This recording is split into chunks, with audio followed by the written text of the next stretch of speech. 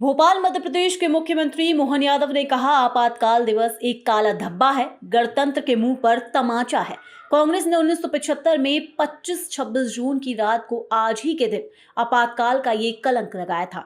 इंदिरा गांधी ने कोर्ट के फैसले के बाद ऐसा किया था। कांग्रेस अपने निजी फायदे के लिए कभी कानून व्यवस्था या नियमों का पालन नहीं करती। आज ग्वालियर में कांग्रेस के साथी बाबा साहब अम्बेडकर के लिए घड़ियाली आंसू बहा रहे हैं। बेहतर होगा कि वे कांग्रेस के पिछले पापों के लिए माफी मांगे। पर तमाचा कांग्रेस ने आज ही के दिन 1975 में 25 और 26 की रात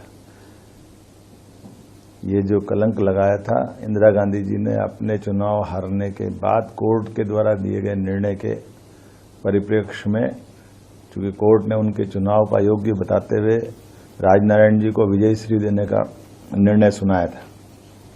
लेकिन जैसा कि होता आया, कांग्रेस हमेशा अपने व्यक्तिगत स्वार्थ के लिए कानून, संविधान, व्यवस्था, किसी नियम को नहीं पालन करती है।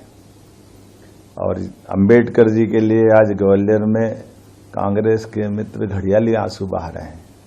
वो बेहतर होगा कि उपवास में याद करें कि अंबेडकर जी को जीते जी उनने कितना त्रास दिया है। अंबेडकर जी को जीते जी जिस संविधान निर्माता ने संविधान बनाया, उसको उस निर्वाचन की प्रक्रिया से उस पार्लियामेंट में भी नहीं जाने देने का पाप अगर किसी के सिर पे है तो कांग्रेस के सिर पे है। कांग्रेस ने उनको एक भी चुनाव जीतने नहीं दिया। उपचुनाव जब उनके दो पार्टी के जीते, एक उपचुनाव में उनके सदस्य ने इस्तीफा देकर उनको निर्वाचन का मौका दिया, तो प्रधानमंत्री रहते हुए तत्कालीन प्रधानमंत्री श्रीमान जवाहरलाल नेहरू उस उपचुनाव में भी प्रचार करने गए और वहां पर भी उनकी आत्मा उनको हरा करके मानी। दुर्भाग्य के साथ कहना पड़ेगा, और जीते जी उनको जितना कष्ट दिया, मरने के बाद भी, उनके शरीर छूटने के बाद, एक ऐसे महान अंबेडकर जी जिनने अपने जीवन के सभी पक्षों से समता आधारित समाज, संविधान, कितना योगदान दिया है, लेकिन उनको देहावसान के बाद दिल्ली में उनके अंतिम संस्कार का भी मौका नहीं दिया है। मजबूरी में उनकी उस मृत शरीर को लेकर के हवाई जहाज से बंबई जाना पड़ा, और उससे बढ़कर के कांग्रेस के लोगों ने अन्याय करते हुए उस विमान के किराए का वसूली भी उनकी पत्नी से की। कल्पना कर सकते कि कांग्रेस कहां तक नीचे जा सकती। जीते जी उनको काम नहीं करने देती है, जीते जी उनके कष्ट बढ़ाती है, हारने के मजबूर करती है, शरीर छूटने के बाद जलाने का मौका नहीं देती है। जिस विमान से ले जाते हैं उस विमान का किराया उनकी पत्नी से वसूल करती है। तो आज का दिन अच्छा है, ग्वालियर में कांग्रेसी मित्र उपवास कर रहे हैं। बेहतर होगा कि वो अपने उस कांग्रेस के अतीत के पापों की क्षमा प्रार्थना करें।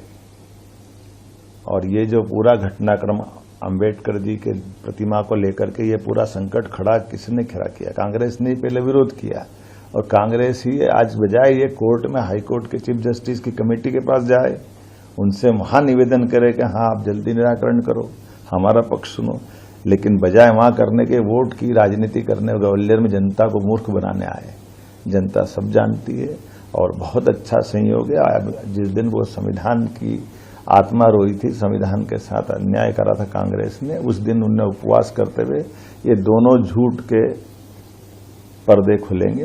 अंबेडकर जी के साथ उनके द्वारा किया गया अन्याय, और संविधान के साथ, संविधान में संशोधन 42वां और 39वां, जिसके आधार पर इंदिरा गांधी जी ने अपने आप को प्रधानमंत्री पद को सभी न्यायालयीन कार्रवाई से ऊपर मान लिया था। ऐसा तो कभी हुआ ही नहीं, जिसको सहायोग कमीशन ने बाद में सिद्ध किया कि हाँ ये गलत हुआ है 1978 में, कि आपातकाल भी गलत था और ये संविधान का संशोधन ही गलत है। इससे बढ़कर क्या होगा? तो बेहतर होगा कांग्रेस अपनी आत्मा के अंदर टटोले और लोकतंत्र की भावनाओं को जाने। जनता इसीलिए उनको घर बिठाती है, और ऐसी हरकतों से और जनता की निगाह में वो नीचे गिर रहे हैं।